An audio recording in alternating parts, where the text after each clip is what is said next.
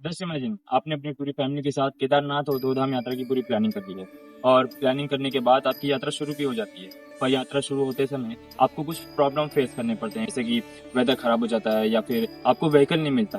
तो उस समय आप क्या करें, आपको क्या करना चाहिए? इस समस्या को दूर करने के लिए हमने आपके लिए ये वीडियो बनाया है। तो ये वीडियो जरूर देखिएगा, क्योंकि जब भी कोई फैमिली, कपल, सीनियर सिटीजन या ग्रुप यात्रा की प्लानिंग करते हैं तो उनके दिमाग में बहुत सारे प्रैक्टिकल क्वेश्चंस होते हैं, जैसे केदारनाथ की रजिस्ट्रेशन कैसे करें, वेदर खराब हो तो क्या करें, केदारनाथ में गाड़ी कहाँ तक जाएगी, हेलीकॉप्टर की बुकिंग कैसे करें, बच्चों का इस यात्रा पे आना सेफ है या नहीं, और इमरजेंसी में किसे कांटेक्ट करें। सारे सवालों के जवाब हम आज इस वीडियो में बड़े आसान तरीके से देंगे, जो हमसे रेगुलरली पूछा जाता है।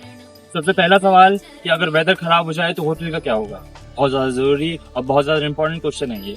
देखिए, हम माउंटेन्स पे ट्रैवल करने वाले हैं, माउंटेन्स पे यात्रा करने वाले हैं। वहाँ पर क्लाइमेट चेंज होना लाजमी है। क्लाइमेट के कारण आपकी लीव पे कोई भी डिस्टर्बेंस होता है तो आपको अपने एंड से कोई भी अरेंजमेंट नहीं करना। केबी होटल्स और कंपनी की पॉलिसी के तहत आपको केबीओ पूरी होटल्स की अरेंजमेंट करके देगी, और ये बहुत ज्यादा जरूरी है कि आप किसी ट्रस्टेड ट्रैवल कंपनी से ही अपनी प्लानिंग करवाएं।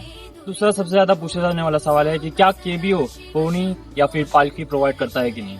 तो ये सवाल स्पेशली सीनियर सिटीजन के लिए पूछा जाता है। तो इसका डायरेक्ट आंसर है नहीं, हम पालकी या फिर पोनी प्रोवाइड नहीं करते। पालकी या फिर पोनी अगर आपको बुक करना है तो आपको ऑन ग्राउंड जाके करना पड़ेगा।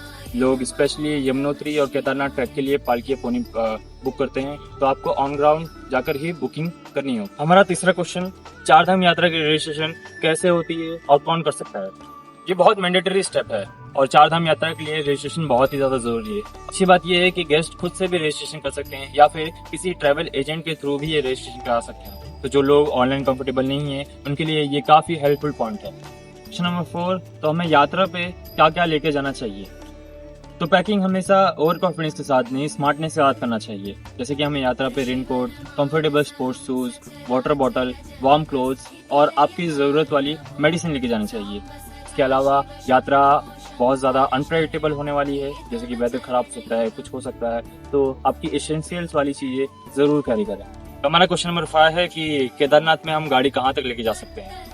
तो ये सवाल हमारा बहुत ज़्यादा इंपॉर्टेंट और बहुत ज़्यादा स्पेशल है फर्स्ट ट्रैवल्स के लिए जो पहली बार आ रहे हैं, क्योंकि हमारी जो गाड़ी है वो सोनप्रयाग तक ही जाएगी। सोनप्रयाग से गौरीकुंड के लिए हमें लोकल जीप या फिर मैक्स बुक करना पड़ेगा, जो कि अराउंड 6 किलोमीटर की राइड रहेगी। एंड देन हमें केदारनाथ के लिए गौरीकुंड से 17 किलोमीटर का ट्रैक करना पड़ेगा। ये जानकारी बहुत ज़्यादा इंपॉर्टेंट है उन लोग के लिए जो अपनी फैमिली या फिर सीनियर सिटीजन के साथ आ रहे हैं। तो ये जानकारी ध्यान में रखते हुए अपनी प्लानिंग करें। क्वेश्चन नंबर 6, केदारनाथ जाते समय अपने एक्स्ट्रा लगेज को कहाँ रखें। अगर आप फाटा या फिर गुप्तकाशी से ट्रैवल कर रहे हो या फिर स्टे कर रहे हो तो वहाँ पर आप अपने होटल में स्टोर रूम में अपने एक्स्ट्रा लगेज को रखवा सकते हो। बस आपको होटल के मैनेजर को एक बार इन्फॉर्म करना होता है, क्योंकि कम लाइट के साथ केदारनाथ का ट्रैक करना बहुत ज़्यादा इजी हो जाता है कंपेयर टू ज़्यादा लगेज के साथ ट्रैवल करना। क्वेश्चन नंबर 7, बद्रीनाथ के आसपास घूमने वाली जगह है कि नहीं।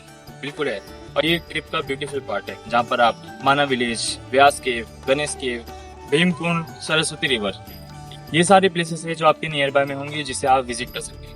तो बद्रीनाथ सिर्फ एक दर्शन करने वाली जगह नहीं है, ये एक स्पिरिचुअल और सैनिक एक्सपीरियंस वाली जगह भी है।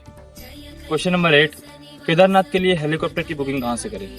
तो ये बहुत ज़्यादा कॉमन और बहुत ज़्यादा पूछा जाने वाला क्वेश्चन है, जहाँ पर केदारनाथ के लिए आप हेलीकॉप्टर की बुकिंग इसके ऑफिशियल पोर्टल से ही कर सकते हैं। ऑफिशियल पोर्टल है heliatra.irctc.co.in, जहाँ पर जाकर के गेस्ट और एजेंट्स को बुकिंग खुद ही करनी पड़ती है, और साथ ही हेलीकॉप्टर एडवांस में बुकिंग नहीं होती। तो अगर आप केदारनाथ के लिए हेलीकॉप्टर बुकिंग का सोच रहे हो तो आपको इसकी प्लानिंग बहुत ज़्यादा जल्दी करनी पड़ेगी। क्वेश्चन नंबर 9, क्या बच्चों के साथ यात्रा करना सेफ है। तो फैमिली ट्रेवल्स के लिए ये बहुत ज़्यादा इंपॉर्टेंट आंसर है, और हाँ, बच्चों के साथ ट्रैवल करना सेफ है, पर न्यूबॉर्न या फिर 1 साल से कम बच्चों के साथ हिल स्टेशन पे जाना एडवाइसेबल नहीं है। तो फिर प्लानिंग अपने हिसाब से हेल्थ और एज को देख के करें। गाड़ी कितनी देर तक ऑपरेट कर सकते हैं। पहाड़ों में टाइमिंग बहुत ज़्यादा इंपॉर्टेंट करती है, और चार धाम में आप सिर्फ रात के 8 बजे तक ही गाड़ी ऑपरेट कर सकते हैं। तो अपने लेट ट्रैवल्स को अवॉइड करो और अपने डेली ट्रैवल को डिसिप्लिन टाइम से मेंटेन करो। क्वेश्चन नंबर 11, कि एसी अपहिल या स्टैंडिंग ड्राइव में चलेगा। ये सवाल गर्मी के सीजन में ऑलमोस्ट सब पूछते हैं।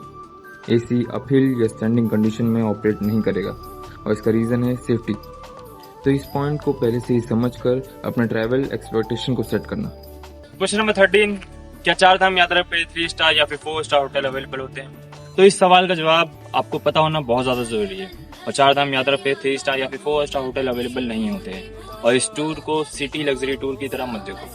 यहाँ कंफर्ट होता है लेकिन focus mostly location, accessibility, hygiene और यात्रा प्रैक्टिकलिटी पे होता है। क्वेश्चन नंबर 14, इमरजेंसी सिचुएशन में आप कांटेक्ट किसे करें?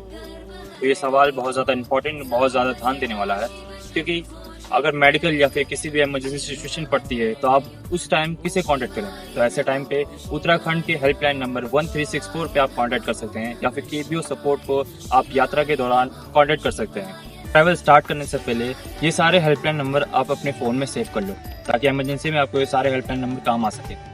दोस्तों, ये थी 4 धाम और 2 धाम यात्रा की कुछ इंपॉर्टेंट फैक्ट्स एंड क्वेश्चन जो हर ट्रैवलर को यात्रा शुरू होने से पहले ही पता होना चाहिए, क्योंकि जब इन्फॉर्मेशन क्लियर होती है तो प्लानिंग स्मूथ होती है। जब प्लानिंग स्मूथ होती है तो यात्रा शांत, सुखद और स्पिरिचुअल होती है।